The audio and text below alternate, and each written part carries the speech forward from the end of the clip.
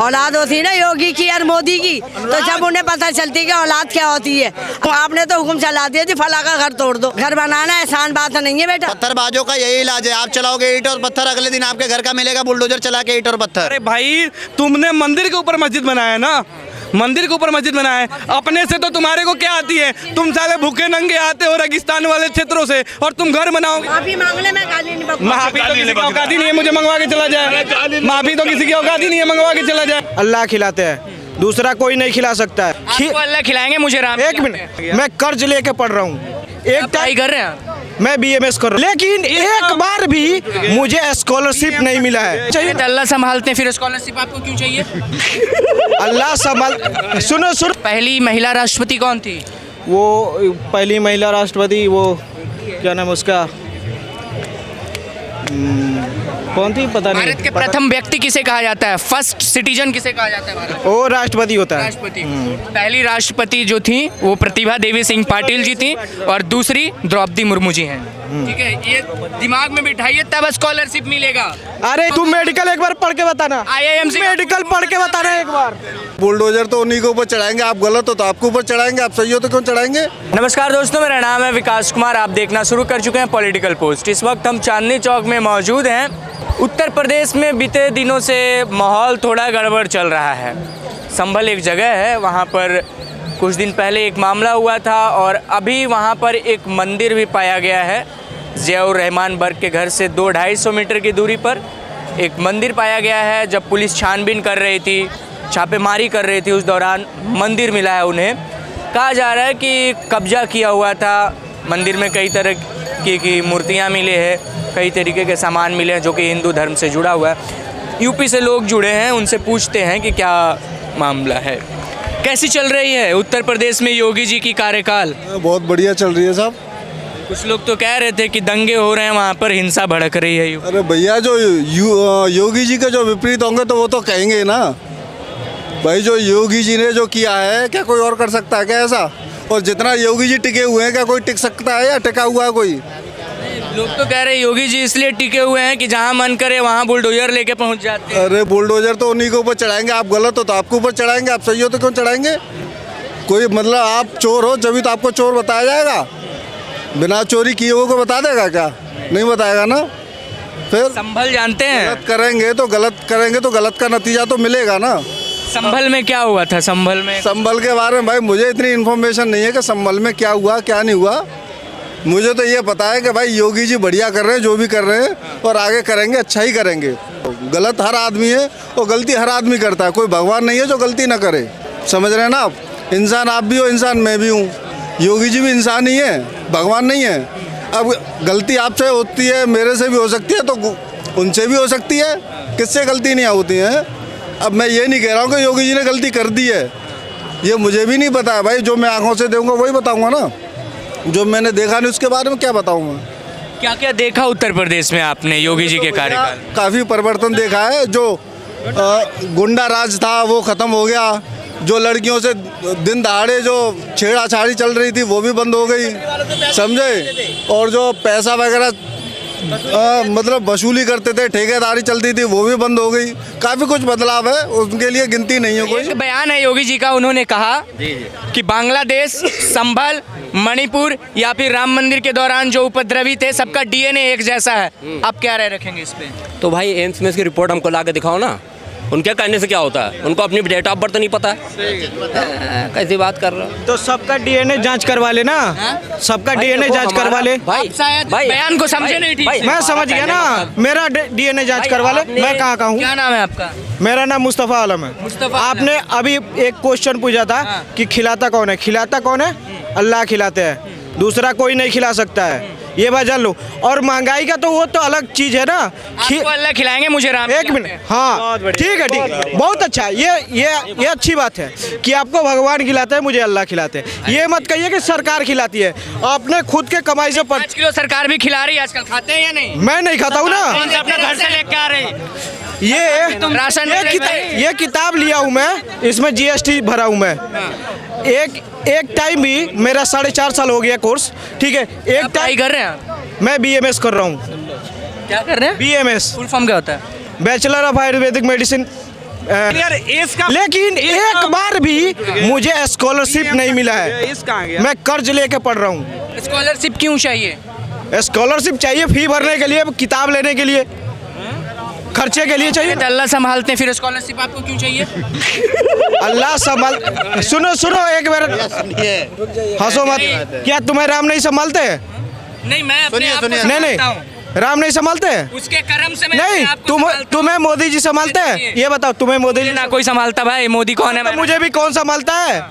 मुझे भी कौन संभालता है? मतलब ये है कौन संभालता है कि मुझे? भैया सीधी सी बात है, ना खाने को भगवान दे सकते हैं ना अल्लाह। मैं काम करूंगा, कर्म में अगर बढ़ोतरी उनकी कृपा होगी तो हो सकती है, लेकिन अगर मैं काम नहीं करूंगा तो कोई नहीं देगा। कोई नहीं देगा। सीधी बात है, महंगाई सरकार के हाथ में, सरकार से शिकायत करूंगा उस चीज में, मैं क्यों उसको ऊपर लेके आऊंगा? अगर एक सवाल इनसे रह गया, किस बिना पे आप स्कॉलरशिप खोज रहे हैं सरकार से, ये बताइए। अरे पढ़ाई मतलब कितना कि परसेंटेज है आपका 10th में 12th में? मेरा तो फर्स्ट डिवीजन है फर्स्ट डिवीजन। परसेंटेज पूछा सब में। मेरा डिवीजन तो 60% मैं CBSE से किया था। मेरा 8.6 था, मतलब 82 के आसपास था। 9.8 में नहीं मिला स्कॉलरशिप, आप 8 CGPA में खोज रहे हैं। नहीं स्कॉलरशिप, लेकिन इसमें तो मिलना चाहिए ना। BMS में तो मिलना चाहिए ना 60%। कौन से कॉलेज से कर रहे हैं पढ़ाई आप? मैं तो कर रहा हूँ GS मेडिकल कॉलेज से। GS मेडिकल कॉलेज सरकारी कॉलेज है? सरकारी नहीं है वो तो फिर आपने दिल्ली यूनिवर्सिटी की तैयारी क्यों नहीं की? CUET का एग्जाम क्यों नहीं दिया? स्कॉलरशिप मिल जाता आपको वहाँ पे। CBT का क्यों दूंगा मैं? CUET कह रहा हूँ मैं। ये क्या होता है? अच्छा कॉलेज मिलता, सरकारी कॉलेज मिलता आपको। CUET का नहीं होता है एग्जाम, सब नीट में आते हैं। CUET नहीं जानते? नहीं जानता हूँ मैं। नहीं जानते, फिर भी स्कॉलरशिप मांग रहे हैं। अब क्या ही आपसे बात करें हम भाई, बताइए ना। स्कॉलरशिप मांग रहे हैं, स्कॉलरशिप कहाँ से मिलेगा वो पता ही नहीं आपको। वो तो भरा था ना, NSP का तो भरा था, फिर मिला नहीं। नहीं मिला। भारत के प्रथम राष्ट्रपति कौन थे? भारत के प्रथम राष्ट्रपति डॉक्टर राजेंद्र प्रसाद थे। पहली महिला राष्ट्रपति कौन थी? वो पहली महिला राष्ट्रपति, वो क्या नाम उसका, कौन थी पता नहीं। भारत के प्रथम व्यक्ति किसे कहा जाता है? फर्स्ट सिटीजन किसे कहा जाता है भारत? वो राष्ट्रपति होता है। राष्ट्रपति। पहली राष्ट्रपति जो थी वो प्रतिभा देवी सिंह पाटिल जी थी और दूसरी द्रौपदी मुर्मू जी हैं। ठीक है, ये दिमाग में बिठाइए तब स्कॉलरशिप मिलेगा। अरे इससे नहीं मिलेगा, इससे मिलेगा। इससे मिलेगा? जो मैं पढ़ रहा हूँ ना उससे मिलेगा। क्या पढ़ रहे हैं इसमें? आयुर्वेदा पढ़ रहा हूँ मैं। आयुर्वेदा। हाँ। आयुर्वेदा के जनक किसे कहा जाता है? चरक है। चरक सुश्रुत। फिर तो थोड़ी नॉलेज लगता है। क्या नॉलेज लगता है? एग्जाम ऐसा ही नहीं पास करता हूँ मैं, कौन सा एग्जाम पढ़ना पास पड़ता किया है। और ये first year, second year, third year pass किया हूँ, तब जाके फाइनल ईयर में पहुँचा हूँ। ये बात जान लेना। सेकंड थर्ड की बात नहीं कर रहा मैं। और तू पढ़ के बता देना इतना किताब 6 महीने में पढ़ के बता देना तुम। IIMC में पढ़ रहा हूँ, इससे ये जानने की जरूरत नहीं है। ज्यादा जानने की जरूरत नहीं है। IIMC जानते हो? तू मेडिकल एक बार पढ़ के बताना। IIMC मेडिकल पढ़ के बताना एक बार। बताओ, क्या हिंदू और क्या मुसलमान सब बिल्कुल मोहब्बत करते हैं हमारे इलाके में, दरियागंज में। कोई ऐसा नहीं कि तू हिंदू और मैं मुसलमान। ये तो गवर्नमेंट भड़काव डाल रही है कि तू मुसलमान और मैं हिंदू। बुलडोजर भी लेके पहुंच जाते हैं। वो तो एकदम यही तो गलत कर रहे हैं योगी जी, बुलडोजर। लेकिन वो तो उपद्रवियों पे बुलडोजर चलाते हैं, उपद्रवियों के घर। ना उनकी औलाद होती तो जब पता चलती उन्हें, औलाद होती ना योगी की और मोदी की, तो जब उन्हें पता चलती कि औलाद क्या होती है। और किसी का मिट्टी का घर बना हुआ कितने पैसों से बनता है, ये तो आप भी जानते हो ना। घर बनाना आसान बात नहीं है बेटा। बिल्डोजर हुकुम, आपने तो हुकुम चला दिया जी फला का घर तोड़ दो। ये नहीं देखा उसकी कीमत उनने किस मेहनत से बनाया है। ये तो आपने देखा होगा ना कितनी मेहनत से घर बनाया उनने। राज्यों को सच में सिस्टम भड़काती है योगी की सिस्टम। मैं तो कहता हूँ बहुत बढ़िया इलाज करती है, और इससे बढ़िया इलाज कुछ हो नहीं सकता। आप पत्थरबाजी कर रहे हो, सामने वाले का सर फूट रहा है, उसकी जिम्मेदारी नहीं है, उसके परिवार नहीं है, उसका घर नहीं चलना चाहिए। मतलब अपने आप से मतलब है, ठीक है। पत्थरबाजों का यही इलाज है, आप चलाओगे ईंट और पत्थर, अगले दिन आपके घर का मिलेगा बुलडोजर चला के ईंट और पत्थर। सीधी बात है, योगी जी का सीधा सा हिसाब है। संभल में 46 साल पहले क्या हुआ था? योगी जी कह रहे हैं बहुत बड़ा नरसंहार हुआ था और इसीलिए हिंदू वहां से पलायन कर गए। तो हुआ होगा भाई, जिस तरीके से कश्मीर से किए होंगे वहाँ से वैसे ही संभल से किए होंगे, जाहिर सी बात है। और संभल में आप देखो ना पुरानी चीजें कितनी मिल रही हैं। अभी 30-40 साल से बंद पड़ा हुआ मंदिर मिला है। 46 साल से, ठीक है। मस्जिदों के अंदर ही इधर आ जाओ, इधर आ जाओ। मस्जिदों के अंदर ही राम ये भूत निकल रहा है, ये कौन सी बात है भाई? सर्वे करवाने दीजिए, अगर नहीं है तो सर्वे कराने थोड़े लगे थे। अंग्रेज भी राज कर गए 100 साल, 75 साल हमारी हुकूमत को राज करते हुए होगा, कभी निकला कभी बनाया कि मंदिर के मस्जिद के नीचे मंदिर है। छोड़ दो भाई, एक सेकंड, एक चीज बोलूंगा, एक मिनट। वहाँ पे देखो, वहाँ पे जो कह रहा है, सर्वे करने गए थे, मैं बता रहा हूँ, मस्जिद का बिजली बिल बकाया था तो लाइन काटने गए थे, तब तक देख लिया, अरे भगवान, हमारे भगवान यहीं पे पड़े हैं। तो उसके बाद से क्या करा, वहाँ पे उन्होंने सील करने का ये करा कि भाई साहब मंदिर है तो भाई मंदिर जाए जी। और मंदिर ये नहीं कि 70 साल 80 साल का है, पुराना मंदिर है भाई, पुराना मीन्स पुराना, ठीक है। डेटिंग की प्रक्रिया भी शुरू होने वाली है। वही मैं बोल रहा हूँ। अब मैं इनसे पूछना चाहता हूँ, जो अभी आके यहाँ पे ज्ञान पेल के जा रहे हैं कि वहाँ पे हर एक मस्जिद में ही मंदिर क्यों निकल जा रहे हैं। अरे भाई, तुमने मंदिर के ऊपर मस्जिद बनाया ना, मंदिर के ऊपर मस्जिद बनाया है, अपने से तो तुम्हारे को क्या आती है। तुम साले भूखे नंगे आते हो रेगिस्तान वाले क्षेत्रों से और तुम घर बनाओगे या मंदिर बनाओगे, मस्जिद बनाओगे, ये आके यहाँ पे ज्ञान पेलेंगे। अरे क्या कह रहे थे भाई साहब, कुछ बोलिए जरा, क्या अरे हर चीज क्या है, मुसलमानों का है नहीं यार, मुसलमानों का यहाँ भाई, लाल किला मुसलमानों का, कुतुब मीनार सब है नहीं मुसलमानों का यहाँ।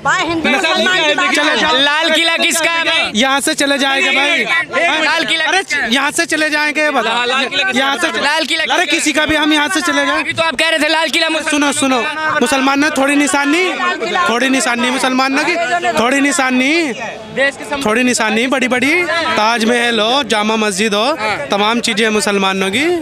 जामा मस्जिद पे भी खुदाई होगी, वो भी मंदिर के अवशेष से बना हुआ है। अरे तो जाने किस पर खुदाई करवा दे, ये सत्ता भैया, ये सत्ता इनके पास, पावर है इनके पास, प्रशासन पुलिस सब इनकी हो रही, बीजेपी वालों की सब इनके पास है। ये सत्ता चली गई, उसके बाद क्या होगा? उसके बाद कुछ भी ना देखना रहा, खाली मुसलमानों को टारगेट कर रहा है और किसी चीज को टारगेट कर रहा है, सिक्कू कर रहा है और किसी चीज भाई जो गलत है उसको टारगेट किया जाएगा। अब बाकी ये जो बोल रहे हैं कि लाल किला और जामा मस्जिद पता नहीं क्या क्या बता रहे हैं और कुतुब मीनार बता रहे हैं कि मुसलमानों की है, मैं बोलता हूँ उन्होंने पैसा लेके आए थे क्या, यहीं के पैसे से किए थे ना। तुम्हें नहीं दे रहा भाई, तेरी बात नहीं है, दे रहा हूँ, ठीक है। एक मिनट रुको, शांति से कर रहा हूँ, एक मिनट, अब सुनो मेरी बात, एक मिनट रुक जा भाई। माफी मांगने में गाली नहीं, माफी तो किसी की औकात ही नहीं है मुझे मंगवा के चला जाए, माफी तो किसी की औकात ही नहीं है मंगवा के चला जाए, माफी की तो बात ही नहीं होगी। नहीं, एक मिनट, माफी कौन? एक बात बताओ, माफी किसकी? एक बात बताओ, तुम कौन है माफी मंगने वाले? एक सेकंड रुकिए, एक सेकंड। पहली बात इतना दर्द यहाँ के लोगों को क्यों हो रहा है मुझे समझ नहीं आ रहा है। जब वो बाहर थे, बाहरी अफगानी लुटेरे थे, ठीक है, उनको बाप बना के बैठे हो और तुम्हें दर्द हो रहा है। वो कौन थे बताओ, जो बनवा के गए कौन थे? वो तुम्हारे। और पहली बात, अगर जहाँ तो तुम बोलते के थे वहाँ पे बांस का पुल नहीं बनवा पाए, यहाँ पे ताजमहल और कुतुब मीनार बना दिया।